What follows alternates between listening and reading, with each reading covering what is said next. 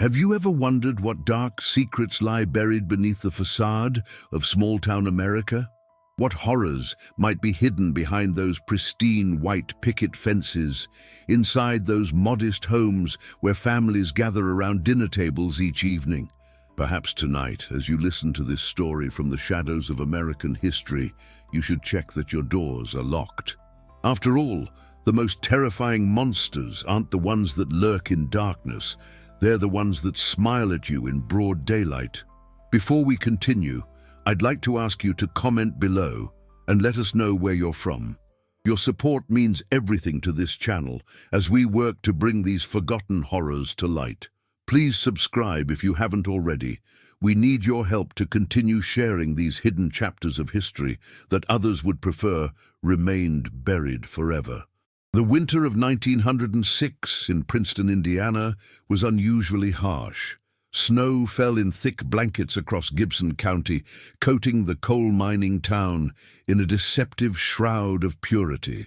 The cold penetrated to the bone, and the wind howled through barren trees like a warning from beyond. But it wasn't the bitter cold that had residents of Princeton on edge that January. It was the disappearances. 6 women had vanished without a trace over the preceding 18 months.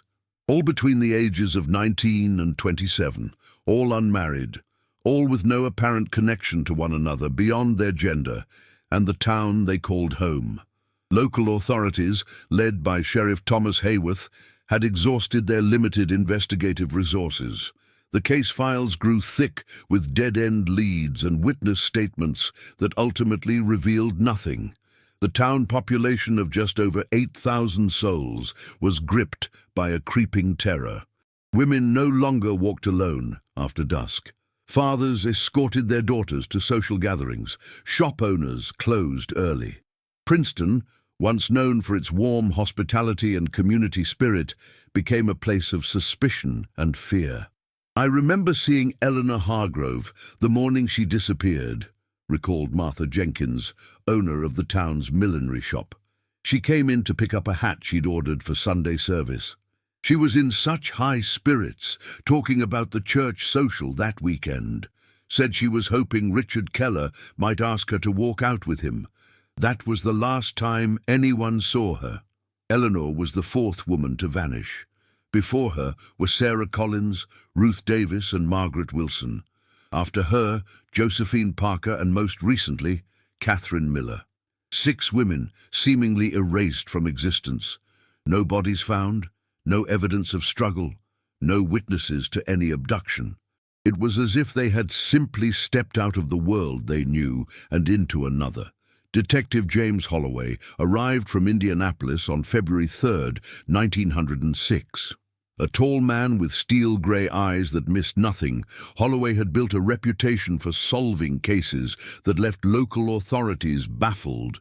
The Princeton disappearances had finally attracted enough attention for the state to dispatch one of their best. Holloway established himself in a room above Gentry's general store and immediately set to work reviewing every piece of information Sheriff Hayworth had gathered. He conducted new interviews with family members and acquaintances of the missing women. He walked the streets of Princeton at various hours, mapping the town in his mind, noting the routines of its citizens, the paths these women might have taken on the days they vanished. "My daughter wasn't careless or flighty," insisted Jonathan Collins, father of the first missing woman, Sarah. His eyes were hollow with grief, his once robust frame diminished by 18 months of uncertainty. "She wouldn't have run off without a word. Sarah was sensible. She taught at the schoolhouse, had 23 children in her care. She loved them all, wouldn't have abandoned them without reason." Similar sentiments were expressed by all the families. None of the women had reason to leave. None had taken clothing or personal belongings. None had mentioned plans of departure to friends or loved ones. They had simply vanished while going about their daily lives. By the end of his first week in Princeton, Holloway had formed a disturbing theory. The disappearances were too clean, too methodical. This wasn't the work of opportunity or impulse. Someone was selecting these women carefully, planning their abductions with precision, and disposing of any evidence with chilling efficiency. But why these 6 women? What connected them beyond the superficial similarities? Holloway began examining their lives in minute detail, searching for any thread that might tie them together. The breakthrough came through Mrs. Abigail Thornton, Princeton's librarian for over 20 years. "I keep detailed records of all our patrons," she told Holloway as she adjusted her spectacles. "It's not just about tracking borrowed books. A library is the heart of a community's intellectual life. I like to know what our citizens are reading, their interests and concerns." Mrs. Thornton produced 6 cards from her meticulous filing system. Each bore the name of one of the missing women. "I noticed something curious months ago, but Sheriff Hayworth dismissed it as coincidence. In the weeks before their disappearances, each of these young ladies requested access to our restricted medical texts. Specifically, they were interested in works addressing female health concerns." Holloway leaned forward, his interest piqued. "What kind of health concerns, Mrs. Thornton?" The librarian's face flushed slightly. "The kind that unmarried women generally don't discuss in public, Detective. The kind that suggests they might be in a delicate condition." The implication was clear. Holloway thanked Mrs. Thornton and departed with a new avenue to explore. If these women had been with child out of wedlock in a small conservative town like Princeton, they would have faced severe social consequences, but would that be reason enough to disappear? Or was someone eliminating evidence of impropriety? Discreet inquiries among the town's medical practitioners yielded nothing conclusive. Dr. William Foster, Princeton's primary physician, maintained that he had seen none of the missing women professionally in the months before their disappearances. The midwife, Mrs. Gertrude Hayes, similarly denied any consultations with the young ladies in question. "I would remember such visits, Detective," Mrs. Hayes insisted, "and I would be bound by confidence not to discuss them. But I can assure you, none of those poor girls sought my services." Holloway wasn't entirely convinced by these denials. Small towns had ways of preserving their reputations at all costs. Someone was concealing something. His investigation took a darker turn when he began inquiring about men who might have been romantically involved with the missing women. Names emerged through careful questioning. Local businessman, a banker's son, the young assistant pastor at First Baptist Church, a visiting professor from the college in Evansville, all respectable men, all potentially connected to one or more of the missing women, all with reputations to protect. Sheriff Hayworth grew increasingly uncomfortable with Holloway's line of inquiry. "You're suggesting that our town's most upstanding citizens might be involved in something sinister, Detective. I can't abide such accusations without concrete evidence." "I'm not accusing anyone, Sheriff," Holloway replied calmly. "I'm simply following where the evidence leads, and right now it's leading me to believe that these women shared a secret that someone found threatening." On February 12th, a devastating winter storm descended upon Gibson County. Princeton was paralyzed under nearly 2 feet of snow. Roads became impassable. Telegraph lines collapsed under the weight of ice. The town was effectively cut off from the outside world. It was during this isolation that Holloway made his most significant discovery. Unable to conduct outdoor investigations, he returned to the county records office, poring over property deeds, tax assessments, and building permits.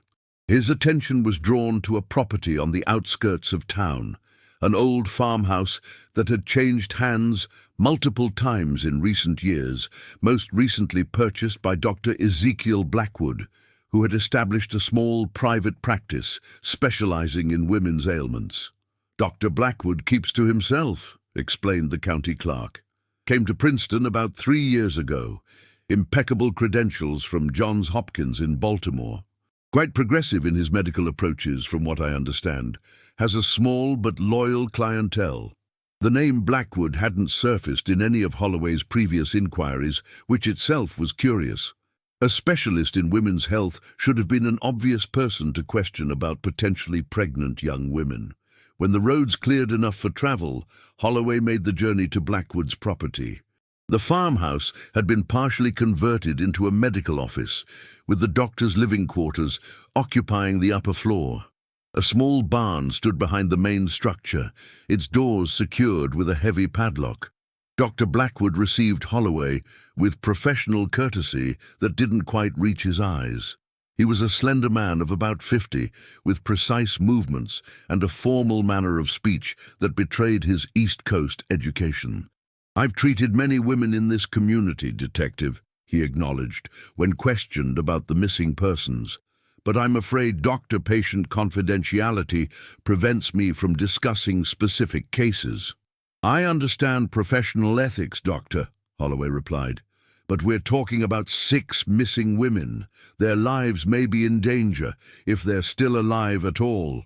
A nearly imperceptible tightening around Blackwood's mouth was the only reaction to this statement. "A tragedy, certainly. But I fail to see how my medical practice relates to their disappearances. Were any of them your patients? As I said, I cannot discuss—" "I'm not asking about their medical conditions, Doctor. I'm simply asking if they consulted you professionally." After a moment's hesitation, Blackwood nodded. "Yes, I believe several of them sought my services at various times, for minor ailments only. Nothing that would shed light on their current whereabouts." Holloway noted the careful phrasing. "I'd like to see their patient records." "Absolutely not," Blackwood replied firmly. "Even if I were inclined to breach confidentiality, which I am not, those records are kept securely at my office in town, not here at my residence. You maintain 2 practices. This location is primarily for surgical procedures that require overnight recovery. My consultation office is above the pharmacy on Main Street." Holloway made a mental note to verify this information. "And the barn?" he asked casually, glancing toward the outbuilding. "Storage for medical supplies and equipment," Blackwood answered smoothly.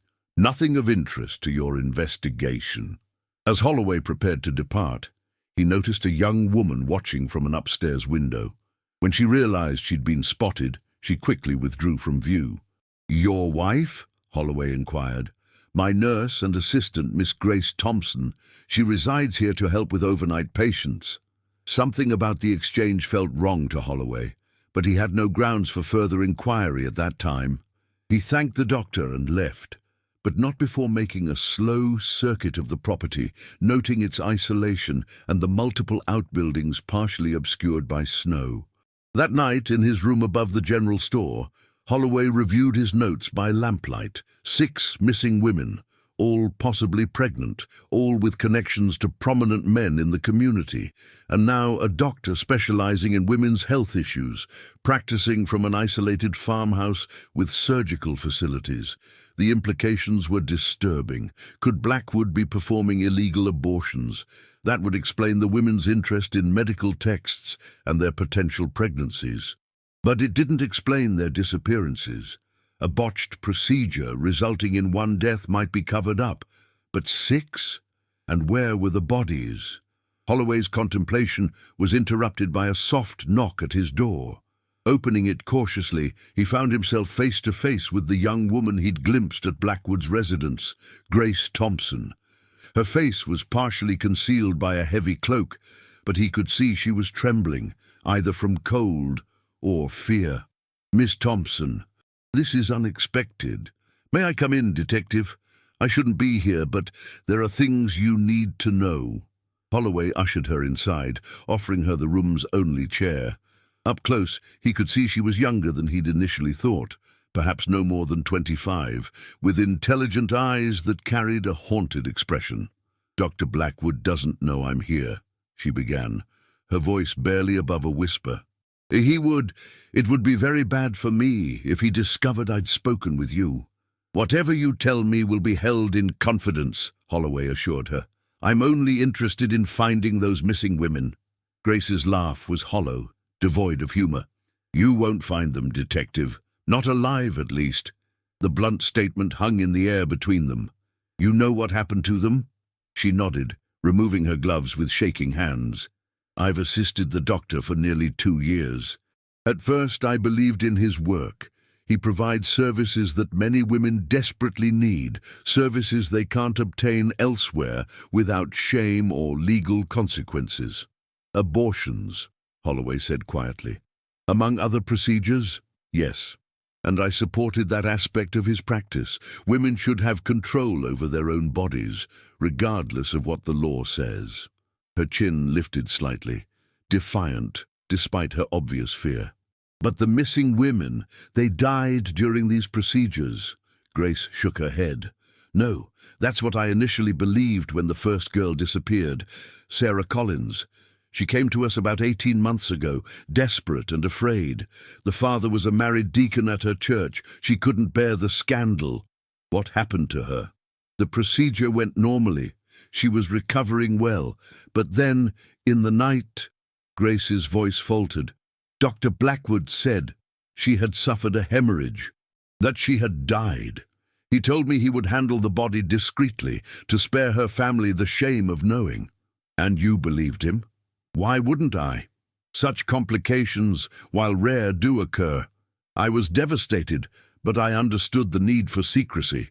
She paused, gathering herself. Then it happened again, and again. Too many complications. Too many young women who allegedly died in the night while I was asleep in my quarters. Holloway leaned forward. You're saying Blackwood deliberately killed these women? Not immediately. That's what's so horrific. Grace's voice dropped even lower. I started staying awake, watching through a crack in my door. He would tell them the procedure was complete, that they needed to rest overnight. But then, in the early hours, he would return to their rooms with a chloroform-soaked cloth. He was rendering them unconscious again? Why? To move them. Grace's eyes filled with tears. To the barn. There's a cellar beneath it. I followed him one night last month, after he took Josephine Parker. What I saw, she shuddered violently. Miss Thompson, what did you see in that cellar? Cages, she whispered. Human-sized cages, and women, not just the ones from Princeton, but others too. Some had been there for what looked like months, emaciated, vacant-eyed, and all of them. She couldn't continue. All of them what? Holloway pressed gently. Their heads were shaved, completely bald. Her hands moved unconsciously to her own dark hair, tucked beneath her bonnet. He collects their hair, detective, preserves it, labels it with their names and dates, creates things with it. Holloway felt his blood run cold. What kind of things? Braids, intricate braids that he binds together. Some are displayed on the wall like trophies. Others he weaves into larger pieces. It's as if, she struggled to articulate the horror, it's as if he's creating a tapestry of human hair, each strand representing a life he's captured. And the women themselves, they're kept alive? Grace nodded miserably. He feeds them, keeps them clean. Sometimes I hear him talking to them late at night. He calls them his living specimens, says they're contributing to medical science, that future generations will benefit from his research. What research? I don't know exactly. He keeps detailed journals, but they're written in some kind of code or shorthand I can't decipher. What I do know is that he performs experiments on them, procedures. Some survive, others... She left the sentence unfinished. How many women are in that cellar, Miss Thompson? At least 15 that I've seen, but there are areas I haven't accessed, could be more. Holloway's mind raced with the implications. If what Grace was saying was true, Ezekiel Blackwood wasn't just a doctor performing illegal abortions. He was a monster, systematically abducting women for some twisted research purpose. Why are you telling me this now? Why not when the first women disappeared? Grace's face contorted with shame. Fear, self-preservation, disbelief. Choose whichever excuse sounds most plausible, detective. The truth is, I didn't want to see what was happening. By the time I could no longer deny it, I was already complicit. Who would believe I hadn't knowingly participated? And what changed today? Catherine Miller. She's pregnant with Dr. Blackwood's child. The revelation landed like a physical blow. He seduced her months ago. When she told him about the pregnancy, he convinced her to come to the farmhouse, promising he would help her. that they would marry quietly and raise the child together. But instead, he plans to make her another specimen. Grace nodded. He has a special cage prepared, larger than the others, with strange apparatus attached to it.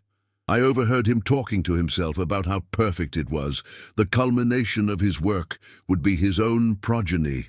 Her voice broke. I can't let that happen. Not again. Not to any more women. Holloway considered his options. He had no warrant, no official cause to search Blackwood's property. Grace's testimony alone, especially given her admitted complicity, wouldn't be enough to convince a judge. And if they waited for official channels, Catherine Miller might join the others in Blackwood's underground laboratory. When is he planning to move Miss Miller to the cellar? Tomorrow night. He always waits 24 hours after the initial procedure to ensure there are no immediate complications that might require medical intervention. Holloway made his decision. Miss Thompson, I need you to return to the farmhouse and proceed normally. Give no indication that you've spoken with me. Can you do that? Her eyes widened with fear, but she nodded resolutely. I'll come tomorrow evening after dark. I'll need you to create some diversion that will allow me to access the barn without Blackwood's knowledge. He keeps the keys to the padlock and the cellar door on his person at all times, Grace warned. Leave that to me. Just be ready to act when I arrive. After Grace departed, Holloway spent hours formulating his plan. He would need to move cautiously. If Blackwood truly had 15 or more captive women, any misstep could result in a massacre. The doctor wouldn't hesitate to eliminate evidence of his crimes if cornered. The following day passed with excruciating slowness. Holloway made a show of investigating other leads, interviewing townspeople about unrelated matters to avoid arousing suspicion. He discreetly acquired tools that might be useful for the night's operation. Lockpicks, a bullseye lantern with a shutter, a revolver and handcuffs. As dusk approached, he borrowed a horse from the livery stable and rode out of town as if heading toward Evansville. Once beyond sight of Princeton, he cut cross-country toward Blackwood's property, approaching from the rear where a stand of trees would provide cover. Night had fully descended by the time he reached the farm. Tethering his horse well away from the house, Holloway crept toward the barn. Lights burned in the main house, silhouettes occasionally passing before the windows. He positioned himself behind a woodpile with a clear view of both structures and waited. At precisely 9 o'clock, Grace appeared at the kitchen door, frantically waving a dish towel. Seconds later, smoke began pouring from an upstairs window. She had created her diversion, a small, controlled fire in the doctor's quarters. Blackwood emerged from the front door, looking up in alarm at the smoke. As he rushed back inside to deal with the fire, Holloway made his move, sprinting to the barn. The heavy padlock secured the main doors, but a smaller side entrance was fastened with a simpler mechanism that yielded to his lockpicks within moments. Inside, the barn appeared ordinary at first glance. Farm implements hung from walls. A workbench stood against one wall, but in the center of the dirt floor, partially concealed by straw, was a trap door with an iron ring. Holloway lifted it carefully, revealing a steep set of stairs descending into darkness. Drawing his revolver with one hand and the shuttered lantern with the other, he made his way down. The cellar was larger than he had anticipated, extending well beyond the footprint of the barn above. The temperature dropped noticeably, and the air carried a peculiar medicinal smell overlaid with the unmistakable odor of human confinement. Opening the lantern shutter a fraction, Holloway directed its narrow beam ahead. The light revealed a scene from nightmare. The walls were lined with cages, iron constructions large enough to hold a human, but too small for comfort. Most contained women in various states of emaciation, their scalps uniformly shaved smooth, their eyes reflecting the lantern light with a dull, hopeless glaze. Some appeared unaware of his presence. Others watched with desperate intensity, too afraid or too broken to make a sound. Between the rows of cages stood tables covered with medical instruments, notebooks, and glass jars containing substances he couldn't identify. Along one wall, displayed like works of art, were the hair braids Grace had described, intricate plaits of varying colors and lengths, each tagged with a small paper label bearing a name, date, and what appeared to be a catalogue number. "My God," Holloway whispered, the full horror of Blackwood's operation becoming clear. He moved quickly down the central aisle, checking each cage. The women inside wore simple white shifts, their bodies marked with surgical scars. Some had crude drawings on their skin, diagrams or symbols whose purpose he couldn't fathom. In the furthest cage, he found Catherine Miller. Unlike the others, her head had not yet been shaved, and she was still dressed in her own clothing. She was conscious, her eyes wide with terror. "Miss Miller," he whispered urgently, "I'm Detective Holloway. I'm here to help you." She pressed a finger to her lips, pointing frantically toward the stairs. Holloway spun around, raising his revolver, but too late. Ezekiel Blackwood stood at the foot of the stairs, a shotgun leveled at Holloway's chest. Beside him, Grace Thompson's face was a mask of terror, the doctor's free hand gripping her arm brutally. "I'm disappointed, Miss Thompson," Blackwood said conversationally, though his eyes never left Holloway. "After all I've taught you. After all we've accomplished together." "It's over, Blackwood," Holloway stated firmly, his revolver unwavering. "Release these women and surrender yourself." The doctor's laugh was chillingly genuine. "Over? Detective, you misunderstand. This isn't some criminal enterprise to be over. This is scientific research of the highest order. These women are contributing to knowledge that will revolutionize medicine. By being tortured and imprisoned, that's not research. It's sadism. A layman's perspective," Blackwood dismissed. "Each subject is carefully selected for specific traits. Their hair provides a biological record. Did you know that hair preserves chemical markers that blood and tissue cannot? And their bodies—" His eyes took on a fanatical gleam. "Their reproductive systems hold secrets that conventional medicine is too squeamish to investigate." "You're insane," Holloway said flatly. "Genius is often mistaken for madness by mediocre minds." Blackwood shoved Grace roughly to the side. "Put down your weapon, detective, or I'll be forced to add you to my collection. Men are less ideal subjects, but I can always make exceptions for the sake of comprehensive data." Holloway maintained his aim, calculating his odds. Blackwood's shotgun gave him the advantage at this range, but if Holloway could distract him momentarily— The decision was made for him when Grace, recovering from being pushed, grabbed a glass jar from a nearby table and hurled it at Blackwood. The jar shattered against his shoulder, spraying him with a caustic liquid that immediately began smoking where it contacted his skin. Blackwood howled in pain, the shotgun discharging into the ceiling as his finger convulsed on the trigger. Holloway seized the moment, launching himself at the doctor and tackling him to the ground.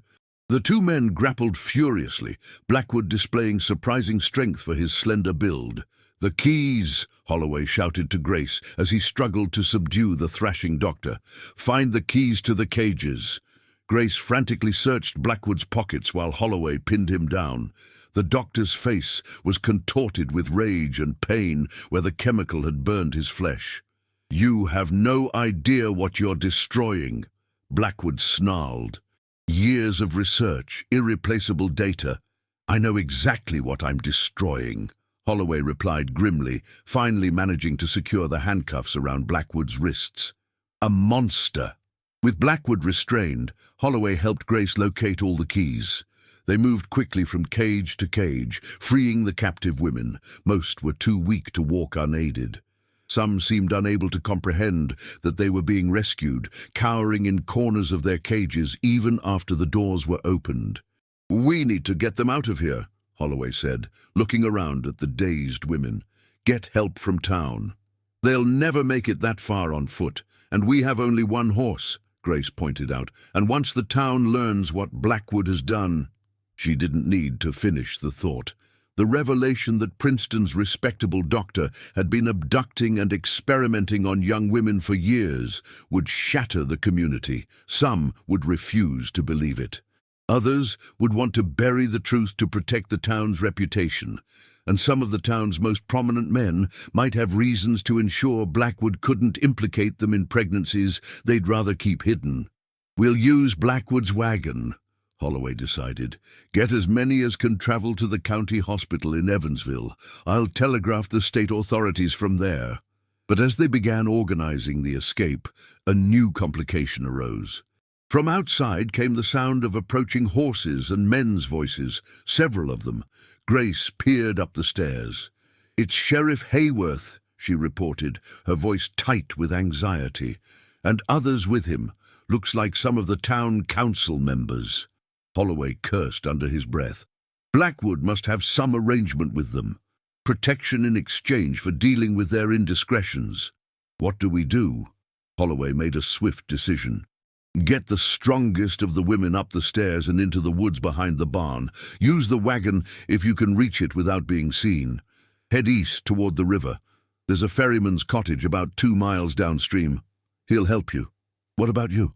"I'll handle Hayworth and buy you time." He handed her his remaining bullets.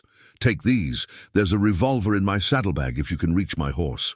Grace hesitated only a moment before nodding resolutely. "What about him?" She gestured toward Blackwood, who had fallen silent, watching them with calculating eyes. "He's coming with me. He's the evidence we need." As Grace began shepherding the women who could walk toward the stairs, Holloway hauled Blackwood to his feet. The doctor smiled thinly despite his restraints and chemical burns. "They won't believe you, detective," he said softly. "This town protects its own. And I've protected too many of their secrets for them to allow me to fall." "We'll see about that," Holloway replied, pushing him toward the stairs. They emerged from the cellar into the cold night air just as Sheriff Hayworth and 5 other men approached the barn.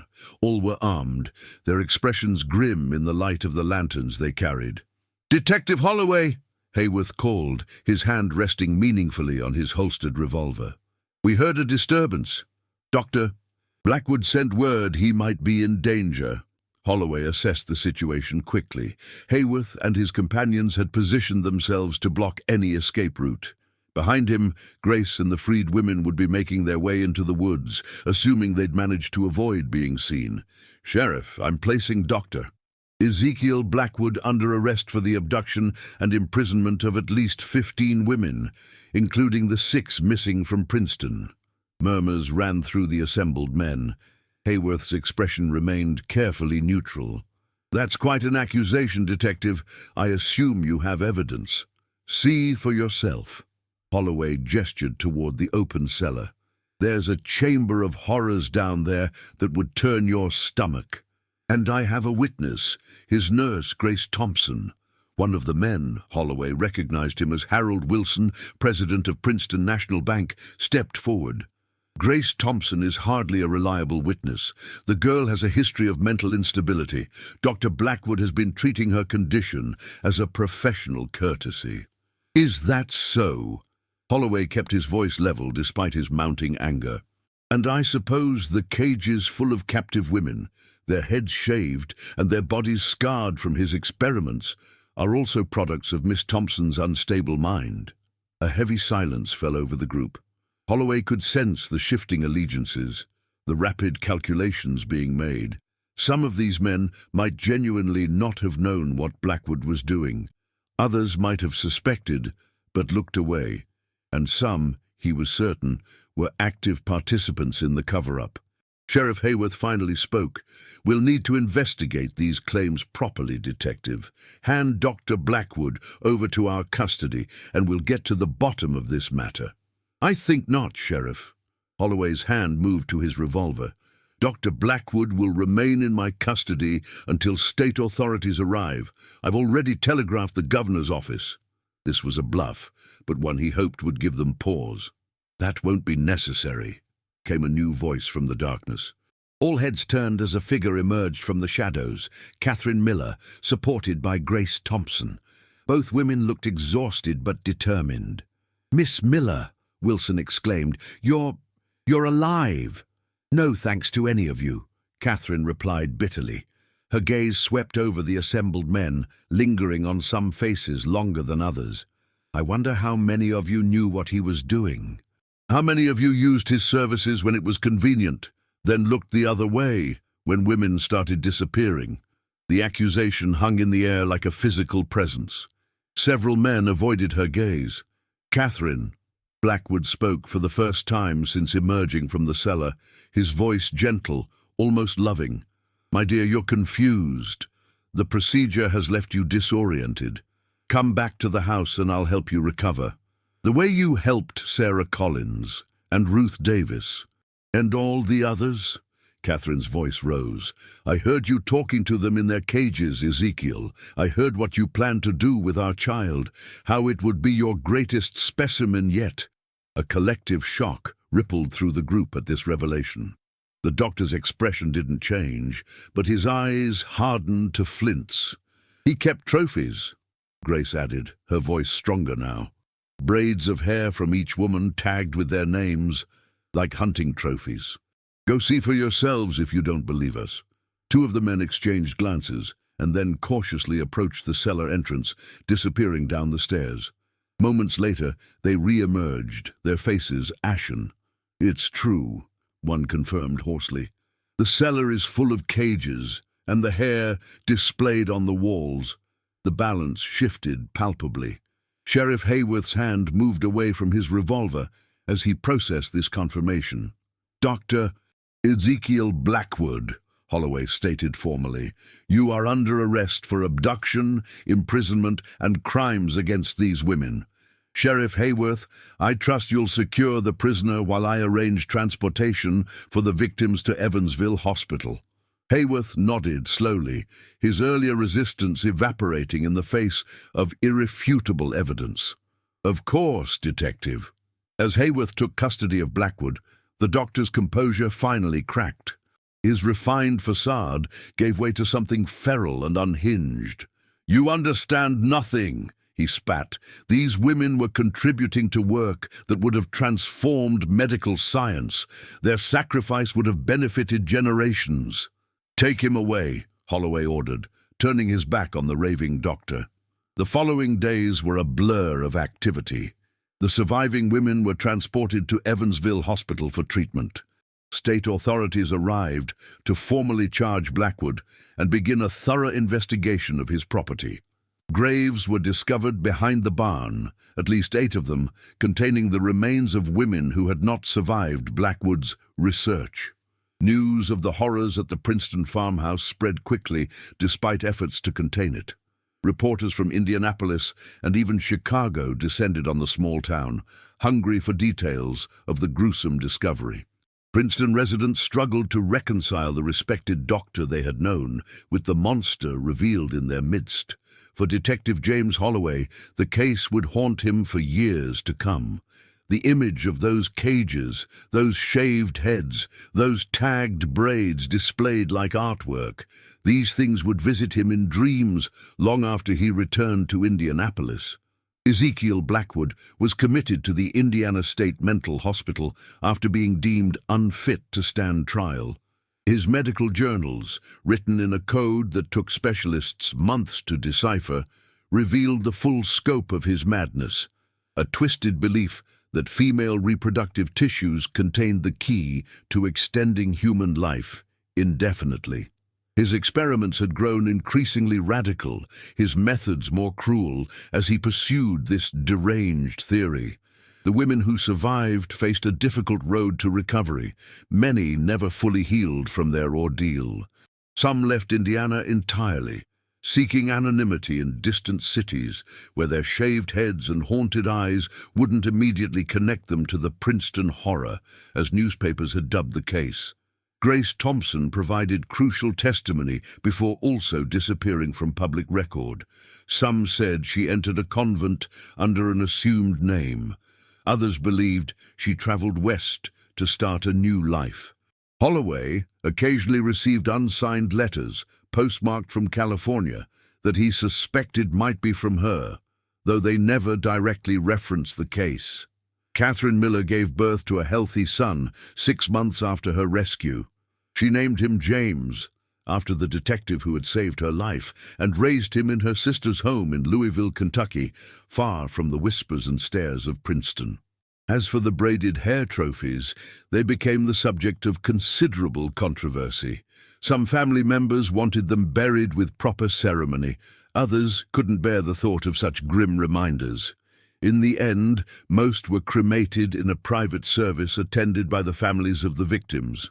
But rumors persisted that not all of Blackwood's collection was accounted for, that some pieces had disappeared during the investigation, that somewhere the tagged braids of Princeton's missing women still existed, preserved as mementos of a horror most preferred to forget.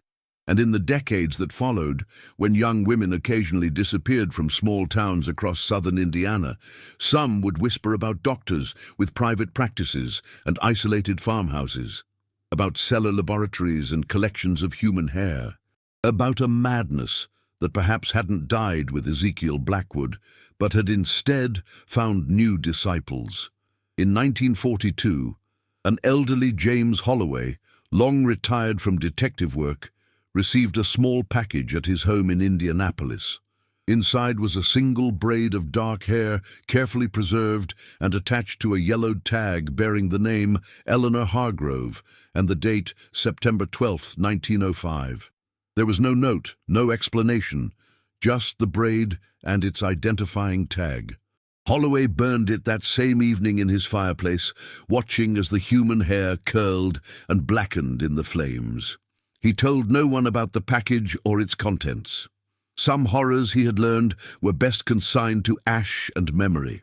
But perhaps not all horrors stay buried. Perhaps some return, generation after generation, wearing new faces but carrying the same ancient madness. And perhaps even now, in some quiet cellar beneath an unremarkable building, someone is carefully preserving locks of hair, tagging them with names and dates, creating a record of lives interrupted, a collection that grows, braid by braid, with each new disappearance. Always remember, evil doesn't vanish when we look away. It simply waits, patient and persistent, for our vigilance to falter. Turn to God and Jesus Christ for guidance through the darkness of this world, for only their light can truly protect us from the monsters who walk among us, wearing human faces and hiding in human hearts.